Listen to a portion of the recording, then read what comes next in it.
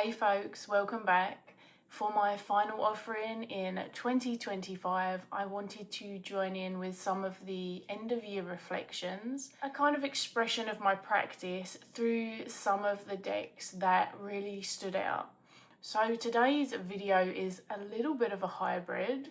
I'll be sharing some of my tarot and oracle favourites of 2025, some decks that I genuinely reached for the most, and a few that felt impossible to separate from their companions. So decks that for me really came alive in pairings, where they were almost always used together rather than on their own.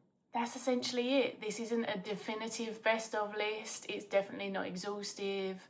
It's more of a reflective look at the deck tools that stayed close this year, the ones which stood out in their support of my practice, helped me navigate certain seasons, or simply were ones that I kept going to when I really needed them. Some of these might be surprises, some of them are steady companions I return to again and again, and others kind of only really revealed their magic, I guess, when they were placed in conversation with another deck.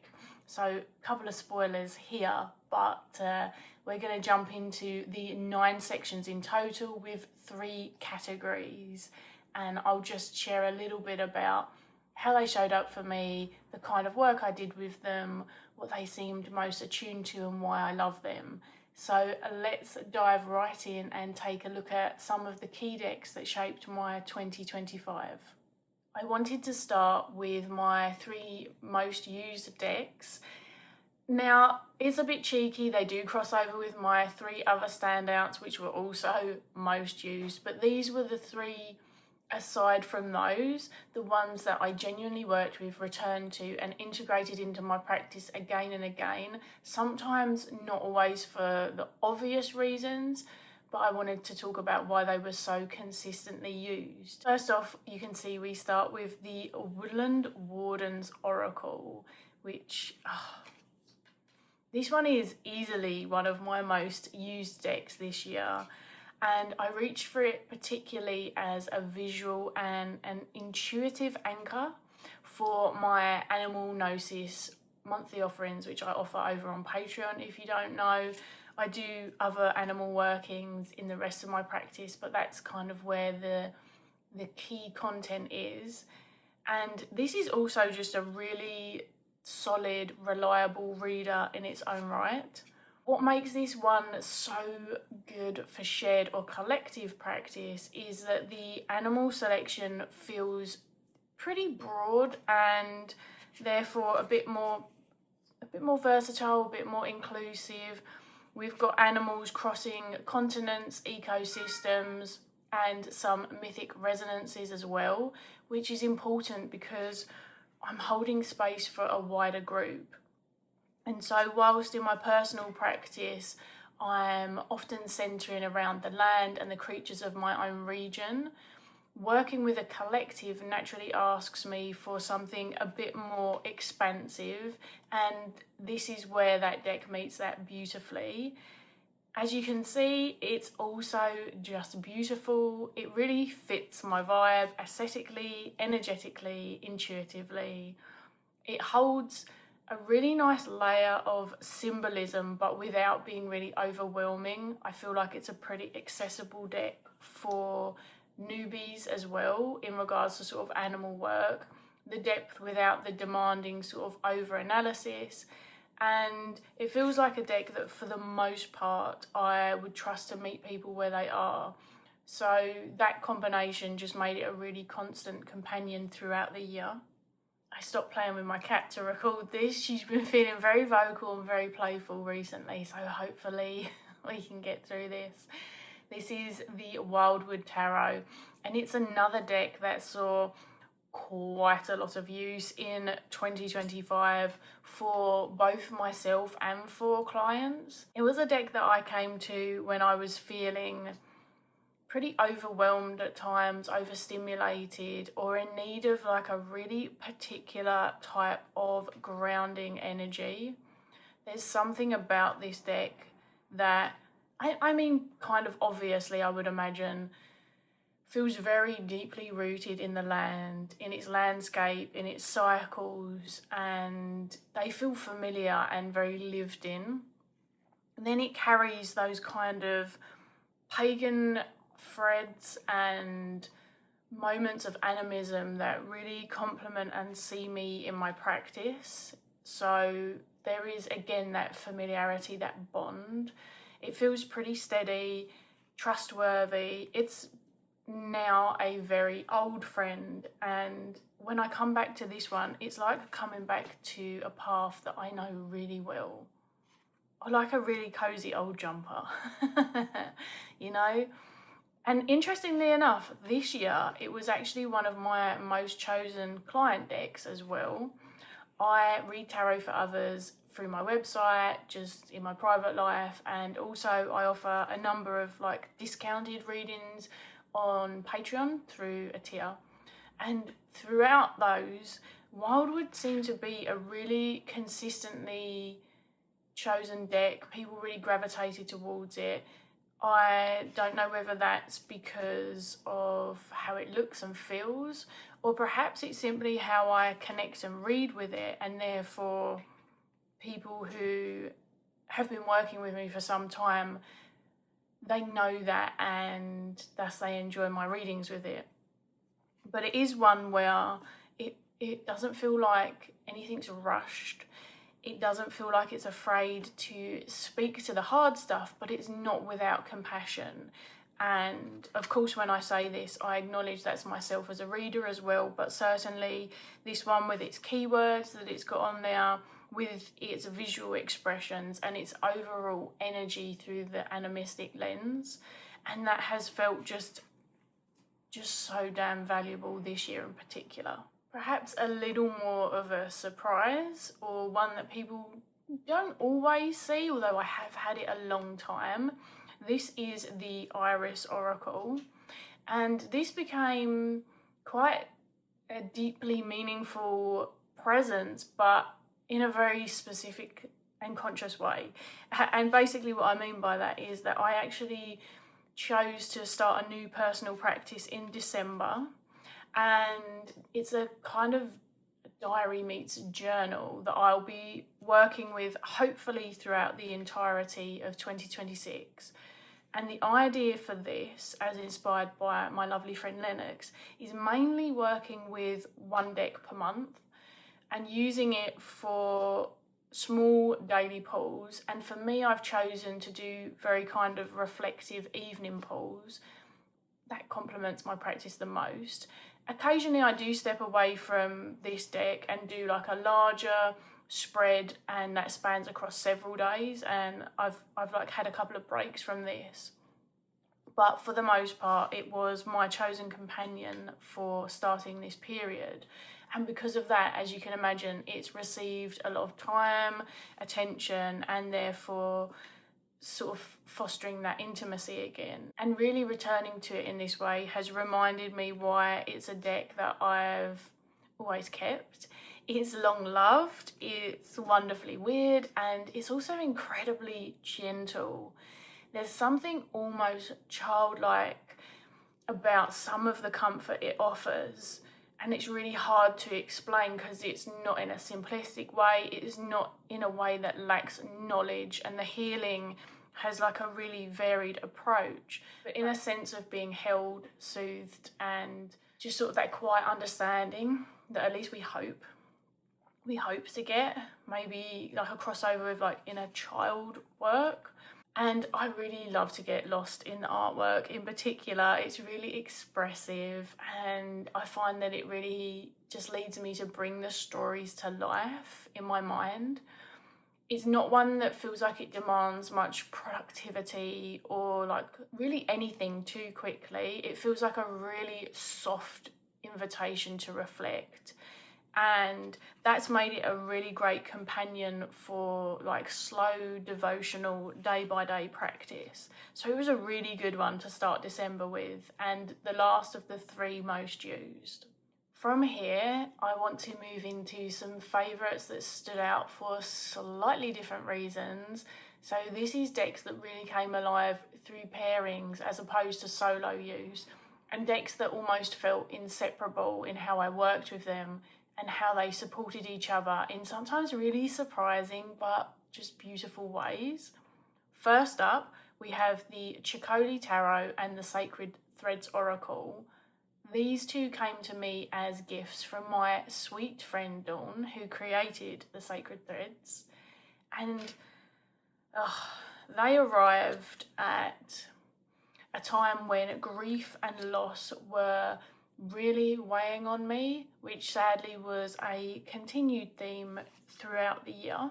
And they became a kind of weekly ritual, sitting on my altar for at least several months, just there for me to work with. It was a very private, practice-focused pairing. At first, you might be looking at these decks and thinking just what unusual companions they are, and I guess on paper, for want of a better term, it was a very let's see how this goes kind of pairing, like flying by the seat of my pants due to wanting to get to know them both. Almost immediately, they started to absolutely sing together. Sacred Threads feels more grounded, spacious, almost archetypal in its approach, which made it a really comforting anchor. And then the Ceccoli, this kind of like gloriously odd, vivid and slightly surreal deck, brought in more of an expressive and, I'll be honest, sometimes quite a challenging energy, although not one that wasn't wanted. So together, these ones in particular felt akin to inner child work at times. The Sacred Threads kind of holding the space that was gentle and familiar. And then the Ceccoli encouraging sort of a curiosity, sometimes a play, but also the very emotional, somatic expression, but of all kinds, like everything welcome. I only put these aside to make room for some time with some review decks that I had, received at the time, and also just to take a bit of a breather from the grief and the inner child work that I was doing. So the next is a trio, which might not surprise anyone. I say trio. Technically there's 4 decks but used as 3. So what we have here is the Compendium of Constellations, the World of Warcraft Tarot, and then the Earthbound Oracle, which is actually mixed in with the Seeker's Lenormand, all used as an oracle. If you followed me for a bit, you've probably seen these. This isn't actually the layout I went for. I had 2 tarot cards, then the compendium at the top and the Earthbound and Co at the bottom. That's just how I like to have them laid out. It made sense to the style of reading and how I see the oracles coming into play as well, which we'll get into. I didn't want to fuck around with the camera, so for this purpose we can see them like this. The World of Warcraft Tarot is absolutely the crowning jewel out of this trio because it brings me into a space of absolutely nerdy joy. It's an absolute delight for that, to be honest. And whilst it's not visually identical to the game, which if you follow the lovely 𝗕𝗿𝗄𝗆, you'd have heard her speak to quite a bit as well, this slightly shifted colour palette actually makes it perfect for me. The reason being is because it's nostalgic but not painful. There's just enough separation that feels soft and approachable, and it's a really easy to read deck. It's very Rider-Waite-Smith, but within this, it doesn't trigger the sadness of the memory of the game directly and the fact that I can't play it due to my chronic pain and disabilities. And then what we have here is we have it paired with the Compendium of Constellations and the Earthbound. And in this trio, they become the best immersive questing experience. And the Compendium of Constellations is basically the navigation using the stars. It's grounded here with the Earthbound as an expression of earthly tools and anything else that you might need. And then what happens is these tarot characters become guildmates. There's this guidance through the daily readings in a way that I approach this very developmentally and with action-focused questions and work. So that's kind of the vibe that I brought to them. And they felt really conducive to that type of reading. Very kind of directive. And as I say, I just brought a different energy to them. Can we just take a moment and look at the colour play as well, which I'm actually going to talk about in the next group. So I won't get into it too much here, but colour is a mood and a theme, and to be honest, I genuinely only rotated these ones out because I needed to make space for another pairing. But during the time together, I really felt like they sort of activated my readings and really lifted me. It was a very joyful, practical magic, you know, kind of playful yet productive, which I really loved and just did not expect from this tarot deck at all. So as I say, very much the focus point, but these two really brought it all together. And it's not a deck that I feel very called to use alone. Like, I think these are a really well-matched kind of forever trio. So we have our third and final pairing, and if I had to pick a favourite pairing of the year, I'm pretty sure it would be this one, to be honest. Led very much by the tarot, but this duo really captured my heart in particular. I did experiment with adding the Fairies Oracle into the mix as well, but for most of the time these two were just the two of them. So what we have here is the Children of Ostara Tarot and the Seed and Sickle Oracle. What I really enjoyed about this particular pair is that they kind of deepened my understanding of working with plant energy through this particular deck-led language and symbolism. Also, the tarot itself feels like a really ritualistic experience on top of that, especially because after each reading, what I would do is I would turn to the accompanying guidebook for its poetic inclusion and read them aloud as a way to finish up the practice and sort of take away the message to reflect upon. Then the Seed and Sickle complements this really beautifully, but it's balanced out by the tarot deck because the tarot has very like pip style minors and then either what feels like human or fae inclusions. And so it doesn't feel too overwhelming. You know, there's not just plant energy, especially where the Seed and Sickle doesn't actually have keywords on them. But there is a certain energy that I found myself reading into in the artwork over time. Also, I will take a moment because I mentioned colour before in the previous one, and the previous trio and this pairing, colour in these decks just spoke really strongly to me. Colour work can be a significant layer in my readings, which is something I have also spoken to, not just in depth on Patreon, but I shared a colour work discussion, including some decks on YouTube, I think this year. And what I really love about colour work is it really allows for like an extra emotive, energetic dialogue with me, but also between the decks, and kind of seeing where the colours complement or contrast each other, where it may lean even in towards one card more than another. So here we've got the orange and blues definitely showing up here, but less so in the Magician. There's just such a great extra layer to read into.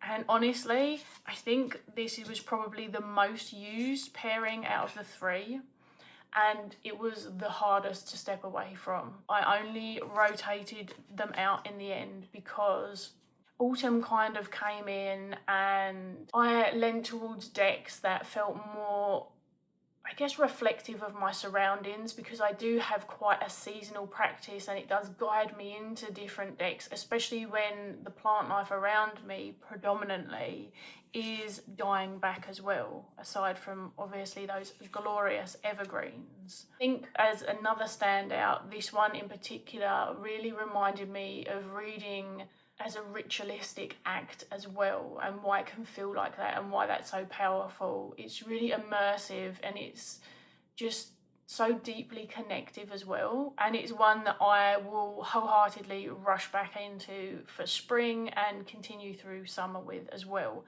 Not that you have to work that way, that's just how I work. So for our final 3 decks, I wanted to move into decks that I often use solo, which also, again, held a really just deep meaning throughout the year. These are my standout favourites, although they are also most used. So there is that crossover. And I know I've got 2 here, but it's just 2 iterations. And in this instance, it made sense to kind of show you both of them. So we're starting off with the Coastal Curiosities, and what we have here is the mini deck and then the naturalist. We focus on the mini deck for a second. I'll just go through a couple of these first. This was a really lovely companion and quite an uplifting one, kind of feels playful in places. This came on outdoor adventures with me. So from duck pond visits and nature walks to a holiday in Greece, which is the 2nd time that this deck has actually travelled to Greece with me. And then moving on to the naturalist, which arrived later in the year. This is like a pared back edition, very field guide style, and that really resonates with me in particular, as you can imagine, and my aesthetic, but it also felt perfectly in tune with the seasonal practice in and around when it showed up. So it's been like a bridge between the 2 of them, with sort of spring and summer and now autumn into winter, like wandering through nature, and then you occasionally stumble upon a thrift shop and it's full of trinkets and previously loved items. That's exactly what this deck feels like to me. It's a really interesting amalgamation of 2 things that I just love. It's another one that for me feels really accessible, really easy to read, but is still very evocative. It still offers a lot of depth to my practice. There's a lot that I get from it. It's inspired poetry. It inspired some really fun Patreon and Substack content around diving deeper into the imagery and the symbolism of oracle decks, because of course oracle is very different to tarot in that they can all differ. Not all of them have the same sort of structures and systems, and honestly it just continues to be a staple in my practice. It's a deck that I turn to again and again and again for everything from insight to inspiration to like just playful explorations and outdoor adventures when I can have them. So absolutely love this one in all of its iterations. Next up, and probably no surprise to anyone that's followed me for at least a little while, it is the Memento Mori, an absolute staple and my favourite of all the Black and Moon decks, although I adore every single one of them. And as you can see, I already had a couple in here and I would have had more, but this list would have gone on forever. I have split it because it's quite a chunker, so I just thought I'd display the backs because I love those too. This is my spirit speaking friend, my cemetery companion, especially this year in particular. It's the deck that's guided me through ancestor communication this year more than ever. Again, I said there had been a lot of loss. Over the course of the whole time I've had it, but including this year, it has given me some of the most chilling, surprising and synchronistic readings I've had ever. And it is one that I have used at least with a client, so not for all client work. I'm very particular about how and when I use this and who with, but it has connected beautifully for them as well. And honestly, people have seen it so much, I'm always wary about talking about it and boring you because I could wax lyrical about this deck endlessly. What I do think one of its strengths is in particular is supporting a pared back approach to the craft. What we have in this deck amongst the symbols and the objects are tools, plants, animal kin, various things that we may not physically have access to, we may not be able to, we may not want to, we may not be able to afford to, whatever it is. And I think that that's a great opportunity to have them here represented. And honestly, its versatility in readings is unmatched for me, especially for spirit communication as someone who just prefers a deck as a route into this, and the symbolic language of its imagery just continues to make it indispensable. I can't imagine my practice without it currently, and I really wouldn't be surprised if it remained a forever favourite. If you're curious, it is without a doubt my most used deck. It's always out, it's always on my altar.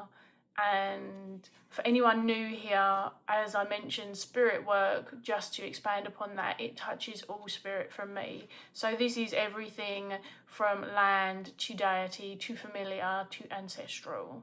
So yeah, just exquisite. And finally, last but definitely not least, is the Somnia Tarot. This deck continues to mirror and I guess evoke my experiences in the land of sleep, whether that is sleep paralysis, unfortunately nightmares, or the kind of lingering insomnia that I experience just on a regular basis throughout life. The photography in this deck is endlessly inspiring, and something that I've noticed after owning this for over several years now is it kind of calls me to write about the cards in particular. Even just one card, I get so much from a singular card with this deck as well. And whether that's energetic message for the collective or it's simply just sharing my reflections and writings with others, it's really been a powerful one for me. It's really one that I love quite a lot. This year, as many people will know, the borderless revision breathes a new layer of life into this deck, and I love both versions for different reasons. I haven't got them both out. I have recently done a thorough video and review on that and the Oracle, so if you're curious, hop over there. But for me, what's interesting about the Somnia Tarot is it feels like a parallel world that I know really intimately. It's like a place that's the same but different. I don't know if that makes sense, but it has this deeply personal, otherworldly mirror going on. It's just kind of wild to me how many singular card discussions and stories I have written this year just based on this deck, and I am honestly so excited to explore it even more in 2026 alongside the Death Doula Oracle, which is a Christmas gift. And that will be really poignant as well as I expand my path with death work into some new lines of work as well. The Oracle hasn't featured in this list because I haven't spent enough time with it, I didn't feel, but yeah, I mean the Somnia decks overall just timeless for me. There's something just particularly special about them. So there you have it. That is a look at my 2025 Tarot and Oracle faves, most used decks and pairings.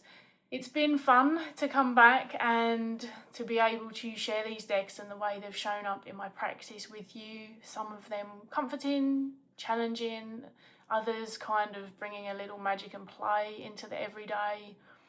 I honestly didn't think I would get this video done, so here it is. Hopefully you've enjoyed it.